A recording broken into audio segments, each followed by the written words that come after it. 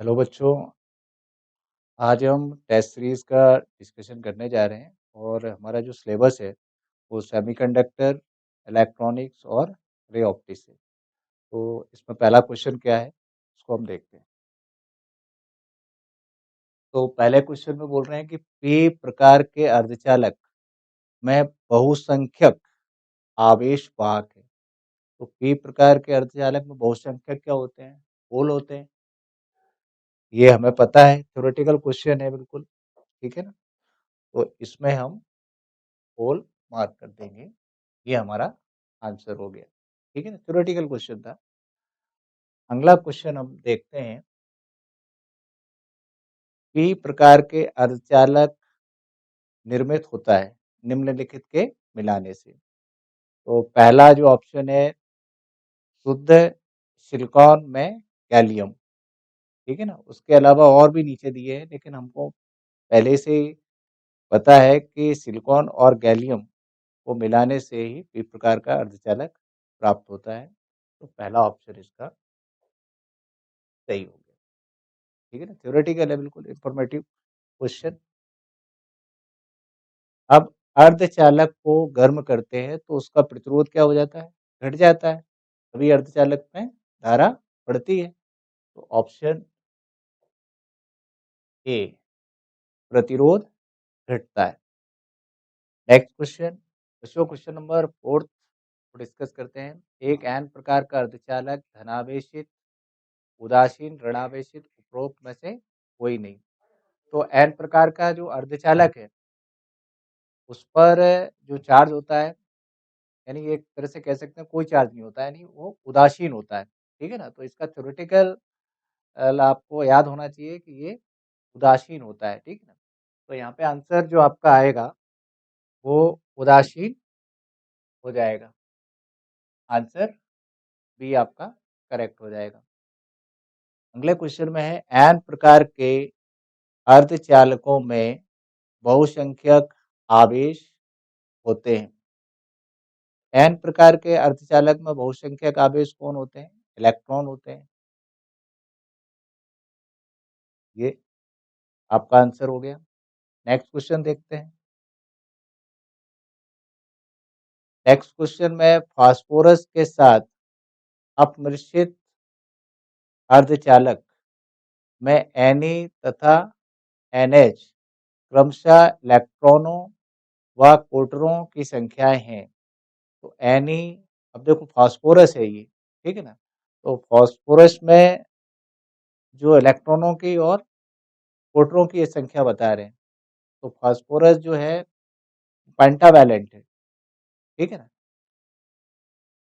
तो इसमें क्या होगा, हमारे पास पेंटावैलेंट मिला दिया आपने फास्फोरस के आउटरी यानी बाहरी सहसंयोजकता कितनी होगी? 5 होगी फास्फोरस का, ठीक है ना? तो यहाँ पर जो फास्फोरस है उसके पास क्या है कि 15 है, ठीक है ना? ये 15, तो यहाँ पे अपन लिखेंगे 285, ठीक है? अब इसमें से क्या हमें एक इलेक्ट्रॉन ज़्यादा मिल जाएगा, क्योंकि 4 तो सहसंयोजी बंध बना लेंगे और एक हमें एक्स्ट्रा में मिल जाएगा। तो यहाँ पे इलेक्ट्रॉनों की अधिकता क्या हो जाएगी? ज़्यादा हो जाएगी। Ne is greater than NH हो जाएगा, ठीक है? अब नेक्स्ट क्वेश्चन देखते हैं। नेक्स्ट क्वेश्चन में पीएन संधि डायोड के अग्र अभिनति विन्यास में पी सेरे को अग्र फॉरवर्ड बाइसिंग में क्या होता है कि हम इसमें क्या कर देते हैं कि ये हमारा डायोड है। अब इस डायोड में ये जो है ना फॉरवर्ड बाइसिंग या अग्र अभिनति इसी को बोलते हैं। तो इसमें अपन देख रहे हैं कि पी वाला सिरा जो है ना वो धनात्मक से जुड़ा है और एन वाला ऋणात्मक से जुड़ा है। तो ऑप्शन पी सिरे को बैटरी के धनात्मक से जोड़ा जाता है। ये हमारा सही हो गया, ठीक है। नेक्स्ट क्वेश्चन, सिलिकॉन डायोड का कठिन विभव 0.6 थ्योरेटिकल ये हो गया। नेक्स्ट, अब इसमें देखेंगे संलग्न चित्र में धारा का मान। तो संलग्न चित्र में धारा ये फॉरवर्ड बाइसिंग में अग्र अभिनेती है, क्योंकि यहाँ विभव ज़्यादा है और यहाँ विभव कम है। तो इसमें अपन लिखेंगे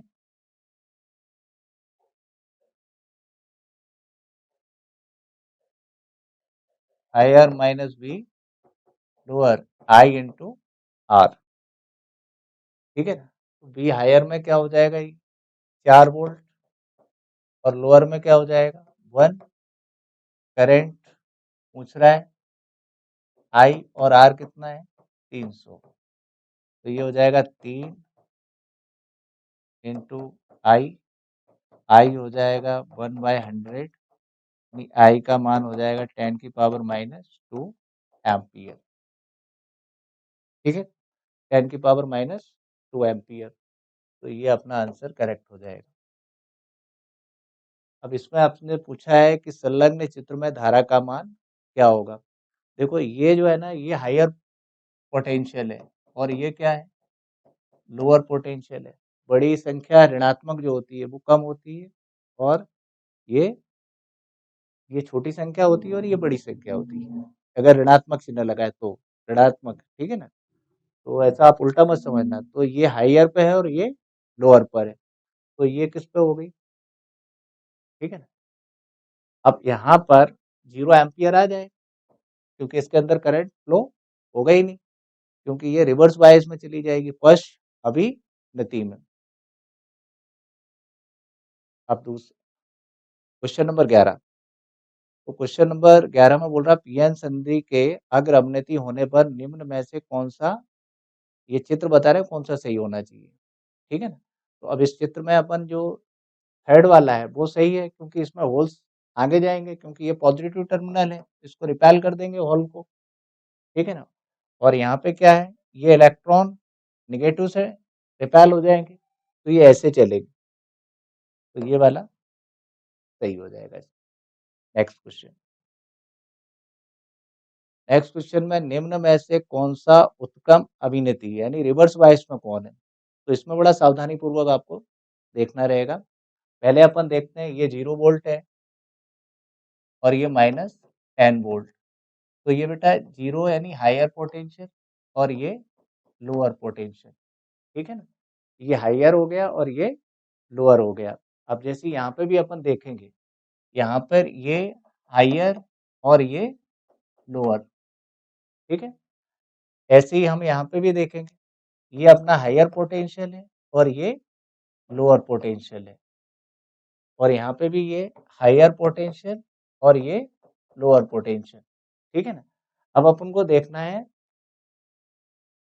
रिवर्स बायस क्या होता है। रिवर्स बायस में क्या होता है कि रिवर्स बायस में इधर हायर पोटेंशियल होता है और इधर लोअर पोटेंशियल होता है। ये जो डायोड के साइड है, ये वाला चौड़ा साइड, ये लोअर पोटेंशियल पे होना चाहिए, ठीक है ना। तो अब लोअर पोटेंशियल पे कौन सा देख रहे हैं, ये वाला जो कॉन्फ़िगरेशन है वो कहाँ है, यहाँ पे दिख रहा है। देखो ये लोअर पोटेंशियल है और ये क्या है, हायर पोटेंशियल है, और बाकी में सब उल्टे दिख रहे हैं, यहाँ पे हायर है और यहाँ पर लोअर है। तो करंट हायर से लोअर इसमें ऐसे फ्लो हो जाएगा, और इसमें भी फ्लो हो जाएगा, और इसमें भी फ्लो हो जाएगा। इसमें करंट फ्लो नहीं होगा, यानी ये हो गया आपका रिवर्स बायस में। अगला क्वेश्चन, इसमें भी यही है कि निम्न में से कौन सा उत्क्रम अभिनेती डायोड है, रिवर्स बायस में कौन है। तो इधर जो लोअर होगा वो हो जाएगा। तो अभी इसमें देखते हैं, तो इसमें तो हायर है और ये लोअर है, तो ये तो नहीं हुआ, इधर लोअर होना चाहिए चौड़े साइड में। अब इधर देखते हैं, ये हायर है और ये लोअर है, यानी हायर से लोअर करंट फ्लो हो जाएगा, यहाँ पे भी करंट फ्लो हो जाएगा। करंट फ्लो जिसमें नहीं होगा वो रिवर्स हो जाएगा। तो ये हायर और ये लोअर, तो इसमें से भी करंट फ्लो हो जाएगा। अब यहाँ पे देखते हैं, ये बेटा हायर पोटेंशियल हो गया और ये लोअर पोटेंशियल हो गया। अब देखो उल्टा हो गया, तो ये वाला जो ऑप्शन है वो करेक्ट हो जाएगा, इसमें करंट फ्लो नहीं होगा, ठीक है ना। नेक्स्ट, इसमें भी यही है, यानी इसमें थोड़ा सा अलग पूछ लिया है कि अग्र अभिनेत कौन सा डायोड? अग्र अभिनति में, यानी फॉरवर्ड बायस में। यानी इसमें ये कंसेप्ट है कि ये जो चौड़ी वाली ये इधर है साइड, इसमें इधर हायर पोटेंशियल होना चाहिए और ये लोअर पोटेंशियल होना चाहिए, तो करंट फ्लो होता है हायर से लोअर, यानी जिसमें करंट फ्लो होगा वो अग्र अभिनति में हो जाएगा, फॉरवर्ड बायसिंग में हो जाएगा। ठीक है ना? अब अपन इसको मैं चेक करते हैं। तो ये देखो, ये हो गया आपका लोअर पोटेंशियल और ये क्या है? हायर। तो ये तो रिवर्स में चला गया है, यानी ये ऑप्शन नहीं होगा। अब इधर देखते हैं, ये हायर पोटेंशियल और ये लोअर पोटेंशियल, यानी इसमें करंट फ्लो हो जाएगा। यहाँ पे देखेंगे, यहाँ पे भी नहीं होगा क्योंकि ये लोअर है और ये हायर है। यहाँ पे भी देखेंगे, लोअर, ये हायर हो गया। ये देखो, इसमें ज्यादा हो सकते हैं ऑप्शन। इसमें ये हायर पोटेंशियल है और ये लोअर पोटेंशियल है, तो इसमें से करंट फ्लो हो जाएगा, यानी हमारा अभी पांचवा वाला हो रहा है और दूसरा वाला भी हो रहा है। ठीक है ना? और एक देखते हैं इसमें और कौन सा बनता है। जैसे ये 12वां वाला है और ये 5वां वाला है, तो ये हो गया अपना हायर पोटेंशियल और ये क्या हो गया? Lower potential. ठीक है ना? ये कम संख्या जो होती है ना ऋणात्मक, वो ज्यादा होती है। कम वाली ऋणात्मक बड़ी होती है और ज्यादा वाली ऋणात्मक छोटी होती है, तो करंट इसमें फ्लो हो जाएगा। तो अगर हम देखें कि हमारा दूसरा, पांचवा और चौथा, यानी 2 4 5 कहाँ है?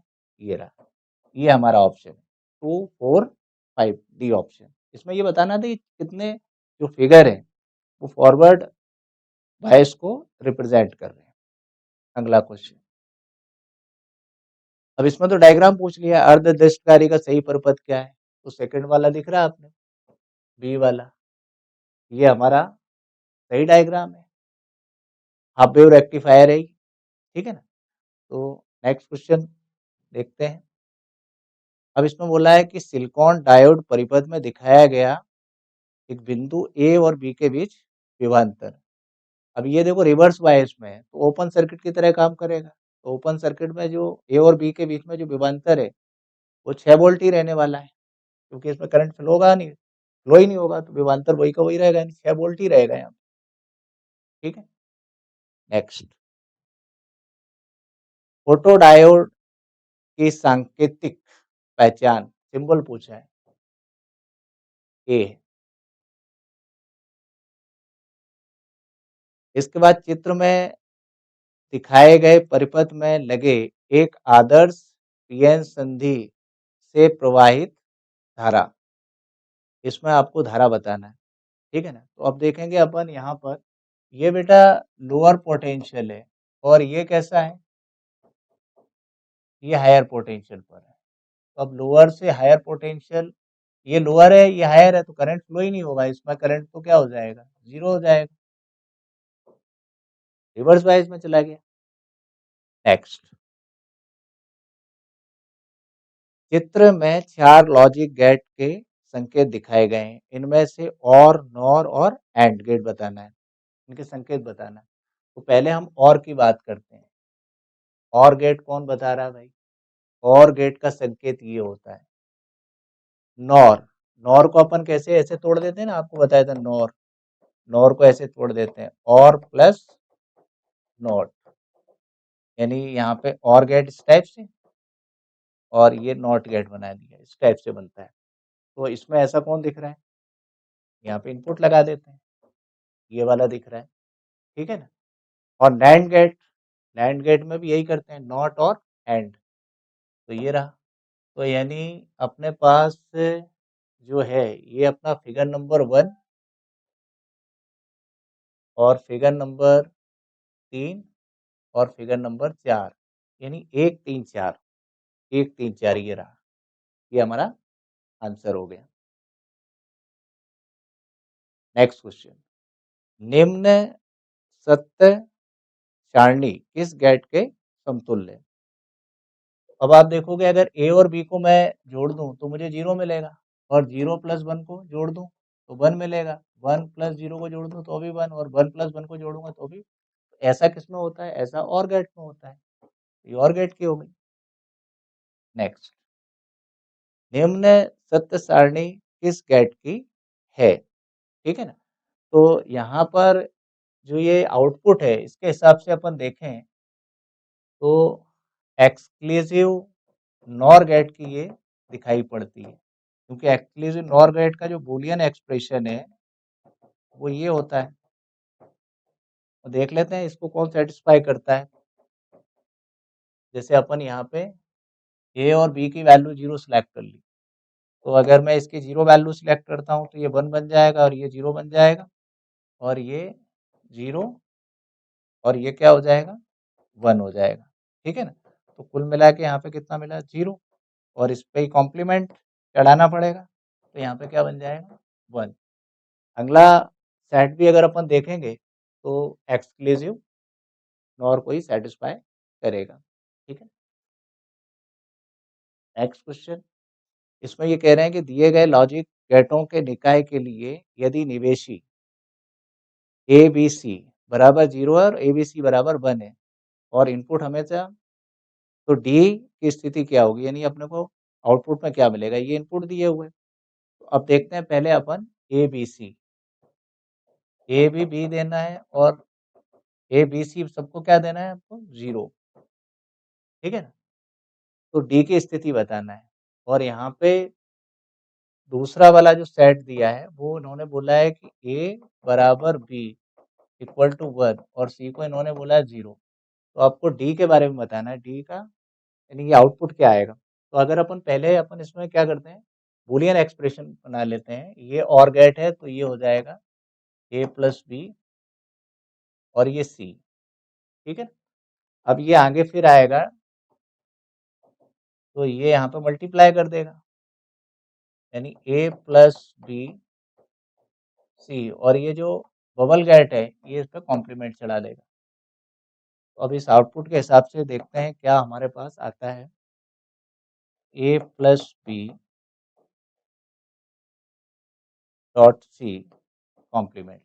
अब देखो पहले ये वाले लेते हैं 0 0 वाले, तो यहाँ पर अगर अपन 0 प्लस 0 कर दें 0, तो ये हो जाएगा आपका 0, तो आउटपुट क्या आना है 1 आना है, ठीक है। और अगर अपन इस वाले सेट को देखें, इस वाले सेट को अगर देखते हैं तो y इक्वल टू ये हो जाएगा हमारे पास ए प्लस बी को जोड़ेंगे और ये 0 हो जाएगा, तो y ये हो जाएगा 0, ठीक है ना। तो ये बनेगा हमारा 1। तो इसमें दोनों में ही आउटपुट क्या आ रहे हैं 1 आ रहे हैं, तो ये हो जाएगा डी, ठीक है। नेक्स्ट देखते हैं, निम्न में से कौन सा नैंड गेट को प्रदर्शित करता है। अब नैंड गेट का अपन संधि विकसित कर देते हैं, ये क्या हो जाएगा, ये हो जाएगा एंड, उसका उल्टा लिखते हैं बेटा नॉट, याद रखने का तरीका है। तो ये हो जाए एंड और ये हो गया नॉट, ठीक है ना। तो ये हमारा कौन सा ऐसा फिगर दिख रहा है, बी वाला, बी वाला करेक्ट। अब अगला, एंड गेट में ए तथा बी निवेशी है तो एंड गेट का निर्गत 1 होगा, ठीक है ना। तो अगर हम इनपुट में ए और बी रखेंगे तो आउटपुट में भी हमें क्या मिलेगा 1 ही मिलेगा। तो ये डायरेक्ट क्वेश्चन है, ऑप्शन सी करेक्ट है इसका। इसके बाद निम्न चित्र में गेटों का संयोजन उत्पन्न करता है, ठीक है ना। तो ये किसको बता रहा है, ये कॉम्बिनेशन। तो अपन देखते हैं यहाँ पर, ये देखिए यहाँ से इनपुट जाएंगे तो ये एंड गेट के पास और फिर नॉट से बाहर निकलेंगे, तो एंड क्या करेगा, इसको मल्टीप्लाई कर देगा और ये बबल से बाहर निकलेंगे तो क्या हो जाएगा कॉम्प्लीमेंट हो जाएगा। अब डी मॉर्गन की थ्योरम क्या बोलती है कि इनको अपन सेपरेट कर सकते हैं ऐसे, और हमें पता है कि ये डबल कॉम्प्लीमेंट आता है तो ए प्लस बी के बराबर हो जाता है ये, ठीक है ना। तो ये हमारा और गेट को रिप्रेजेंट कर रहा है, ठीक। नेक्स्ट क्वेश्चन, दो ऊर्ध्वाधर दर्पण एक दूसरे से 60 डिग्री पर झुके हुए हैं। क्षैतिज दिशा से आती हुई प्रकाश की एक किरण पहले एक दर्पण से परावर्तित होकर दूसरे दर्पण से परावर्तित हो जाती है इन किरणों का परिणामी विचलन। तो मैंने शुरू में ही बताया कि जब भी 2 दर्पण होते हैं और उनके बीच में कोण कुछ होता है, तो उनका परिणामी विचलन 360 माइनस 2 थीटा लिखा जाता है, ठीक है? तो यहाँ पर 360 और ये दोनों दर्पणों के बीच का कोण कितना दिया हुआ है? 60 डिग्री। ये हो जाएगा 360 माइनस 120, तो ये हो जाएगा 240। आंसर कितना हो गया? 240। नेक्स्ट क्वेश्चन, एक समतल दर्पण आपकी ओर आ रहा है 10 मीटर प्रति सेकंड की चाल से, ठीक है ना? और इसमें आपने अपना प्रतिबिंब देख रहे हैं। आपका प्रतिबिंब आपकी ओर किस चाल से? तो डबल। दर्पण अगर 10 से आ रहा है तो प्रतिबिंब 20 से आपकी ओर आएगा, 20 मीटर पर सेकंड। थ्योरेटिकल, बिल्कुल फार्मूला बेस्ड क्वेश्चन। इसके बाद बोलते हैं कि एक विद्युत बल्ब को 360 पर झुके हुए दो समतलों के मध्य के बीच में रखा जाता है, बल्ब के कितने प्रतिबिंब बनेंगे? तो सबसे पहले हमें ये देखना है कि ये जो फ्रैक्शन आ रहा है 360 बटा थीटा, ये क्या आ रहा है? तो इवन है कि ऑड है? तो 360 बटा, तो ये 6 सम संख्या आ रही है। सम आती है तो फिर अपन क्या करते हैं कि प्रतिबिंबों की संख्या n माइनस 1 हो जाती है। तो 6 में से माइनस 1 कर देंगे तो कितना बचेगा? 5। प्रतिबिंबों की संख्या होगी 5। इसके बाद परस्पर लंबवत 3 समतल दर्पण है और इसमें आपतित और परावर्तित के बीच का कोण। तो 2 दर्पण जो रहेंगे, कोई भी 2 दर्पण, वो 90 का डेविएशन करेंगे विचलन। फिर उनके 2 दर्पण और बन जाएंगे। यानी कहने का मतलब ये है कि 1, 2, 3 दर्पण है। तो पहले ये 2 90 का डेविएशन यानी विचलन उत्पन्न करेंगे और फिर ये 2 और 3 दर्पण ये भी क्या करेंगे? 90 का। तो कुल मिला के कितना हो गया? 180। ठीक है। अगला, समतल दर्पण द्वारा उत्पन्न आवर्धन। आवर्धन समतल दर्पण का वन होता है, क्योंकि समतल दर्पण में हमने देखा कि जितना हमारा, मान लीजिए वस्तु है हमारा, समतल दर्पण के सामने कोई वस्तु रखा हुआ है h हाइट की, तो उसका जो इमेज है यानी प्रतिबिंब है वो भी h बनता है। तो मैग्निफिकेशन क्या होता है? h बाय h, तो क्या हो जाएगा? +1। तो ये इसका आंसर हो जाएगा +1। नेक्स्ट, अब इसके बाद ये आ रहा है हमारा क्वेश्चन, एफ फोकस दूरी वाले उत्तल दर्पण द्वारा बने प्रतिबिंब का आकार और वस्तु के आकार से 1/n गुना है, वस्तु की दर्पण से दूरी होगी। तो दर्पण वाला सवाल है तो यू पूछ रहा है आपसे, तो हमारे पास फॉर्मूला है 1/m, 1 - 1/m, ठीक है ना? तो अब इसमें क्या करेंगे, हमारे पास ये आपका जो उत्तल दर्पण है, ठीक है ना? तो इसका मैग्निफिकेशन जो है वो कितना दिया हुआ है? 1/n दिया हुआ है। और उत्तल दर्पण की फोकस दूरी को हम धनात्मक ले लेते हैं और m 1/m कितना हो जाएगा? n।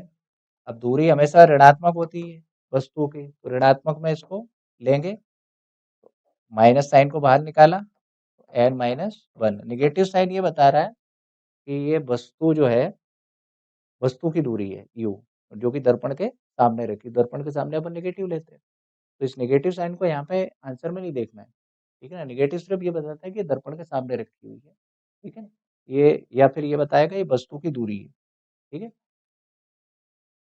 तो ये आपका आंसर हो गया। अब नेक्स्ट क्वेश्चन देखते हैं। एक अवतल दर्पण से 1 मीटर दूरी तथा 5 सेंटीमीटर लंबी वस्तु रखी है। वस्तु की वक्रता त्रिज्या 20 सेंटीमीटर है। प्रतिबिंब का आकार बताइए। तो इसमें जो अभी मैंने क्वेश्चन किया है, उसमें केवल मैंने v/u वाला फॉर्मूला यूज़ किया है। यहाँ पे आप ऐसा कर सकते हैं, hi/h0, ये प्रतिबिंब का है और ये वस्तु का है, ठीक है ना? यह इस फॉर्मूले में हम वैल्यू रख देंगे। अवतल दर्पण से 1 मीटर दूर 5 सेंटीमीटर लंबी वस्तु, ये 5 सेंटीमीटर है अपना, और वक्रता त्रिज्या है तो अपनी त्रिज्या आ जाएगी, ठीक है ना, ये आपकी वक्रता त्रिज्या 20 सेंटीमीटर, तो यहाँ से फोकस दूरी आ जाएगी। तो ये उसके बाद फिर क्या करेंगे, 1/u 1/f ये वाला लगा देंगे फॉर्मूला, ठीक है ना। तो यहाँ पे क्या हो जाएगा, यहाँ से आपको क्या मिल जाएगा, देखो u की वैल्यू तो दी है, चिन्ह प्रॉपर्टी के साथ रख देंगे 100 सेंटीमीटर माइनस के साथ, ठीक है ना। उत्तल दर्पण की फोकस दूरी जो है वो आपसे प्रतिबिंब का आकार पूछा है, ठीक है ना। एक अवतल दर्पण गोली दर्पण के 1 सेंटीमीटर दूर है, 5 सेंटीमीटर लंबी वस्तु है, दर्पण की वक्रता त्रिज्या, तो फोकस दूरी तो यहाँ से मिल जाएगी आपको। तो आपके पास ये बी आ जाएगा, और इसके बाद अपन क्या करेंगे, H I upon H note और बी बटा यू से इसका क्या कर देंगे, वैल्यू पुटअप कर देंगे, और आपका जो आंसर आएगा वो आएगा 0.55 सेंटीमीटर। कैलकुलेशन बेस्ड है, यानी इस फॉर्मूले से आपको बी की वैल्यू पता चल जाएगी, यू की वैल्यू पता ही है 100 सेंटीमीटर, और यहाँ पे एच नॉट की भी वैल्यू पता है, ठीक है ना। उसकी लंबाई दे रखी 5 सेंटीमीटर, तो यहाँ से आपको प्रतिबिंब का आकार मिल जाएगा, ठीक है। नेक्स्ट क्वेश्चन देखते हैं। एक अवतल दर्पण की फोकस दूरी 50 सेंटीमीटर है। एक वस्तु को कहाँ रखा जाए कि उसका वास्तविक और उल्टा प्रतिबिंब दुगने आकार का बने, ठीक है ना। तो अवतल दर्पण है और उसकी फोकस दूरी कितनी दी है, 50 सेंटीमीटर, माइनस के साथ लिखेंगे, और वास्तविक यानी मैग्निफिकेशन नेगेटिव आवर्तन, वास्तविक व उल्टा दुगने आकार का, यानी यहाँ पे दुगना, वास्तविक बोल रहा है तो एम का मान नेगेटिव हो जाएगा। तो अपनों को क्या पूछा है, वस्तु की दूरी पूछी है यू, तो एफ 1/m ये वाला फॉर्मूला। तो यू एफ की वैल्यू कितनी होगी 50, ये कितना हो जाएगा, नेगेटिव नेगेटिव पॉजिटिव हो जाएगा, यू 50, यू कितना हो जाएगा 50 गुणा 3/2, तो यू कितना हो जाएगा भाई 75 सेंटीमीटर। नेगेटिव साइन ये बताता है कि वस्तु की दूरी है, आंसर में उसको इंक्लूड नहीं करना है। ये हो गया 75। निम्न में से किसका दृष्टि क्षेत्र अधिकतम होता है, तो समतल दर्पण ज्यादा प्रकाश को बिखेरता है, तो इसका दृष्टि क्षेत्र अधिकतम होगा, ठीक है। अब इसके बाद अगला है, अगला फॉर्मूला पूछ लिया आपसे। फॉर्मूला अभी अपने पास क्या था, U इक्वल टू एफ, इसी फॉर्मूले से यहाँ लिखे हुए फॉर्मूले आ जाएंगे। तो यहाँ पे लिखेंगे U F F by M, F by M इधर आ जाएगा, ठीक है ना, एफ माइनस यू इधर हो जाएगा। तो अपने को क्या पूछा है, magnification F F minus you. तो इसमें से आपको जो मैच करता हुआ ऑप्शन दिख रहा है, बी दिख रहा है, ये अपना आंसर हो गया बी वाला।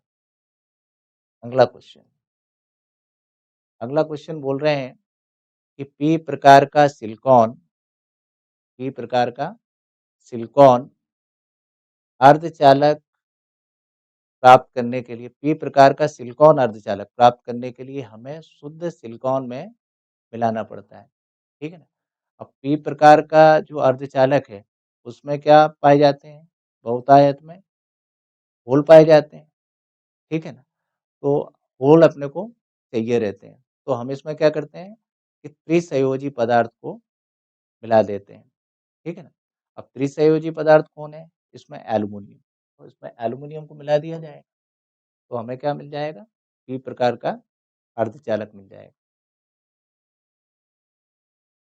इसके बाद पी प्रकार के अर्धचालक में जर्मेनियम को अपने साथ मिश्रित अगर किया जाए, ठीक है ना, पी प्रकार के अर्धचालक में जर्मेनियम को अब मिश्रित किया जाता है।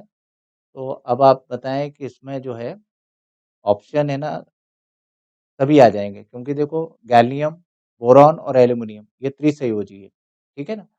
तो उपयुक्त या उपरोक्त सभी के साथ, क्योंकि ये तीनों त्रिसंयोजी है, तो सभी ऑप्शन हो गए ए, सी और डी, यानी बी वाला ऑप्शन करेक्ट हो गया। ठीक है, नेक्स्ट क्वेश्चन। एक शुद्ध अर्धचालक में अशुद्धि को मिलाने की क्रिया कहलाती है, तो डोपिंग होता है। अगला, पीएन संधि डायोड विद्युत रोधी की तरह कार्य करता है, तो जब वो रिवर्स में चला जाता है, रिवर्स बायस हो जाता है, यानी उत्क्रम अभिनीति में।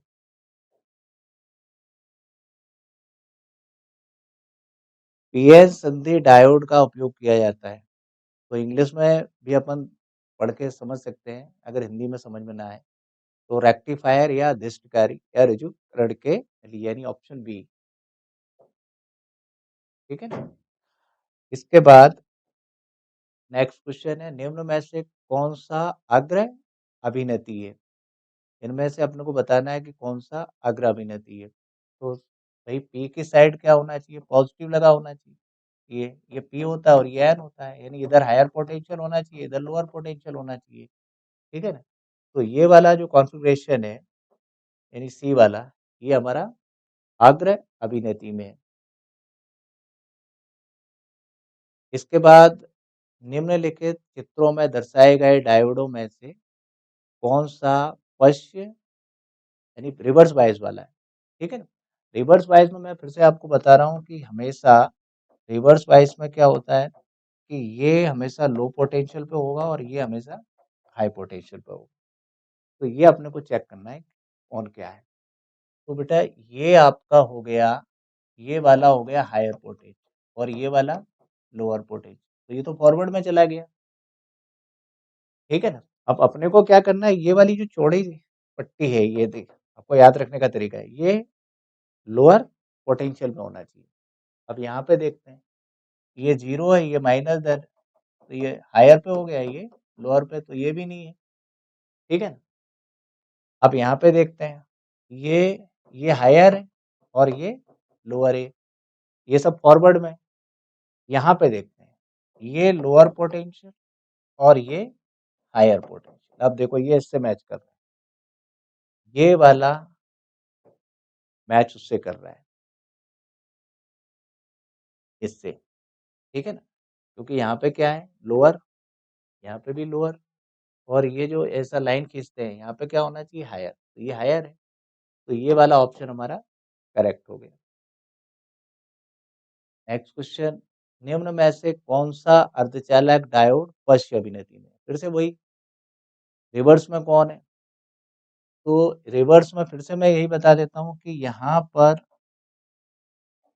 ये वाला, ये पी साइड होता है, ये एन साइड, एन साइड वाला जो है ना, वो क्या होना चाहिए, हायर पोटेंशियल, और पी साइड वाला लोअर पोटेंशियल। तो यहाँ पे देखते हैं, ये 0 है, तो ये हायर, ये लोअर, ये नहीं हो सकता है। ये आपका हो गया हायर और लोअर, ये भी नहीं हो सकता है। यहाँ पर ये हायर है और ये लोअर है।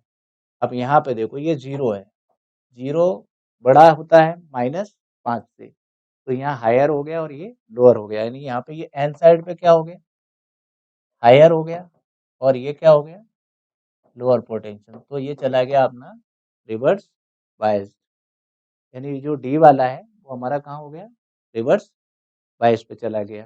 ठीक है ना। तो इसको अपन एक बार ऐसा इरेज करके भी देख सकते हैं। ठीक है ना। क्योंकि ये हमारा यहाँ पे लोअर है और इधर हायर है, ये जो ऐसी लाइन खींचते हैं ना अपन, इस लाइन पर हायर होना चाहिए, स्ट्रेट लाइन, तो ये 0 है, यानी हायर पोटेंशियल, और ये लोअर पोटेंशियल। ठीक है ना। तो ये हमारा हो गया आंसर। नेक्स्ट क्वेश्चन, चित्र में कुछ लॉजिक गेट के संकेत दिए गए।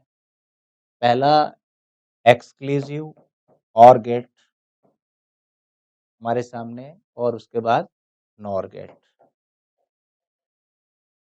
चित्र बताना है अपने को किसके कौन है, तो नॉर गेट का तो मालूम ही रहता है अपने को कि और गेट होना चाहिए, यानी इसको अपन यहाँ पर ऐसा और गेट बना देते हैं। ठीक है ना, और एक बबल लगा देते हैं, तो ये बन जाता है नॉर गेट। तो नॉर गेट वाला तो ये वाला हो गया और एक्सक्लूसिव वाला ये हो गया। ये अपना हो गया एक्सक्लूसिव और ये हो गया नॉर, यानी 2 और 3। ये ऑप्शन क्या हो गए? करेक्ट हो गए। नेक्स्ट क्वेश्चन, चित्र में दिखाए गए नैंड गेटों का संयोजन किस गेट के संयोजन को दर्शाता है या समतुल्य है? तो इसमें बड़ा आसान है ये। सबसे पहले अपन क्या करेंगे, यहाँ से कॉम्प्लीमेंट, ये भी कॉम्प्लीमेंट, यहाँ से जो आउटपुट बाहर आएगा वो कितना हो जाएगा? ए, ये बन गया बूलियन एक्सप्रेशन। अब इसको तोड़ लेंगे तो ये हमारा ऐसे टूटेगा और बन जाएगा ए प्लस बी। तो कहने का मतलब ये तो अपने को ऑर गेट बता रहा है, ठीक है ना। अब इसको देख लेते हैं। अब इसमें अपने पास क्या हो जाएगा? ए प्रोडक्ट होगा, कॉम्प्लीमेंट, फिर यहाँ पर वापस से कॉम्प्लीमेंट,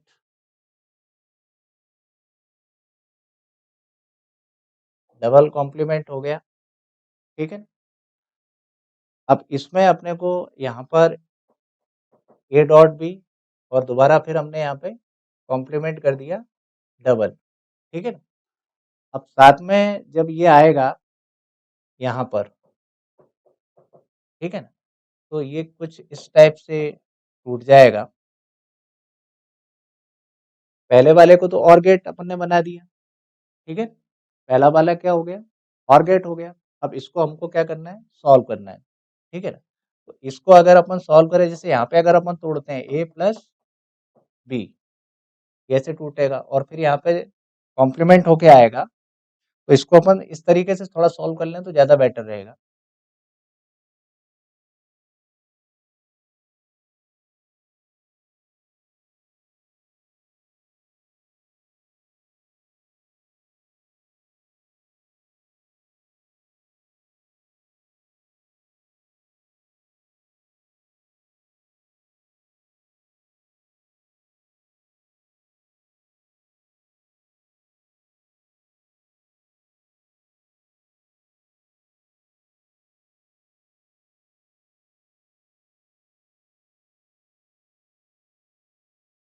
तो निर्गत यहाँ पे बना जाता है, ये अपना हो जाएगा एक्सक्लूसिव और गेट है, एक्सक्लूसिव नॉर गेट ए ऐसे, ठीक है। अगर अपन इसको चेक करेंगे तो ये कितना हो जाएगा भाई? ये अपना ए है और ये कितना हो जाएगा? बी। तो ये ए कॉम्प्लीमेंट इसका हो जाएगा 1 इंटू 1, ए को अपन बोल देंगे 0 और बी का कॉम्प्लीमेंट भी 0। तो ये कुल मिला के कितना हो जाएगा? ये 1, 1 का कॉम्प्लीमेंट कितना हो जाएगा? 0। तो ये भी 0, ये 0 दे रहा है, यानी ऊपर के ये वाला ये सब 0 दे रहा है। ओनली पहला वाला क्या दे रहा है? 1 दे रहा है, तो ये ऑप्शन बन। इसके बाद नॉर गेट के लिए बूलियन समीकरण पूछ रहे हैं। नॉर गेट यानी और नॉट का होता है कॉम्बिनेशन, ये और हो गया और ये नॉट हो गया, तो ये हमारा ऑप्शन कौन सा आएगा? डी वाला।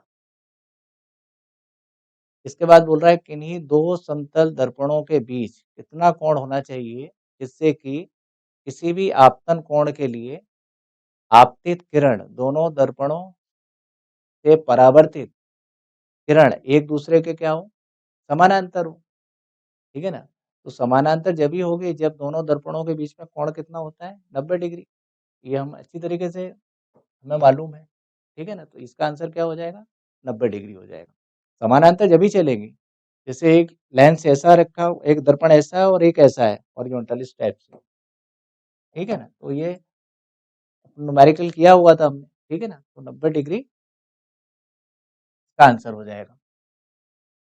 समतल दर्पण पर एक किरण अभिलंबवत आपतित है, दर्पण का कोण होगा। समतल दर्पण पर एक किरण अभिलंबवत आपतित हो रही है, यानी ये इस टाइप से ऐसे आपतित हो रही है, तो परावर्तित भी ऐसी हो जाएगी। तो आपतन का कोण अगर आई 0 है तो आर भी क्या हो जाएगा? 0। नेक्स्ट क्वेश्चन, एक h ऊँचाई के मनुष्य को अपना संपूर्ण प्रतिबिंब दर्पण में देखने के लिए कम से कम कितनी ऊँचाई के दर्पण का उपयोग करना चाहिए? h/2 h/2 दर्पण की लेंथ होना चाहिए, तो उससे अपना प्रतिबिंब दिखाई देगा। तो बच्चों ये हमारा लास्ट क्वेश्चन था और इसको हमने डिस्कस किया h/2 इसका आंसर है। Thank you very much.